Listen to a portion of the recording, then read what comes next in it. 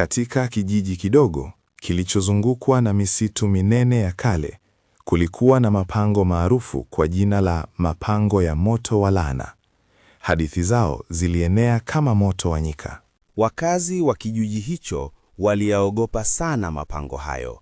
Walihakikisha kuwa yanazungushiwa alama za tahadhari. Hakuna aliyethubutu kuingia. Ilisemekana kwamba kila mvua inaponyesha, moto wa ajabu huibuka kutoka kwenye mapango hayo. Sauti za kutisha zilisikika. Moto huo haukuwa wa kawaida, ulikuwa na lugha ya mauti. Watu walisikia sauti za kilio cha shetani mwenye ghadhabu. Siku moja, kijana mmoja kwa jina Adil aliamua kuchunguza mapango hayo mwenyewe. Alitaka kujua kama hadithi hizo zilikuwa za kweli. Ilikuwa ni usiku wenye mvua kubwa. Adil alipenyeza taratibu hadi karibu na mapango.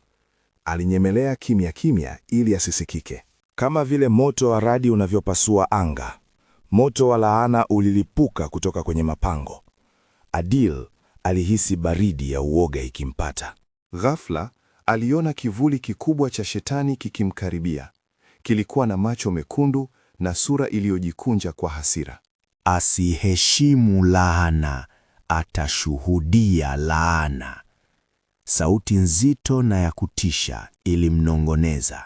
Adil alijaribu kukimbia, lakini alihisi kama nguvu ya giza ilikuwa ikimzuia. Alijaribu kufunga macho na kuomba,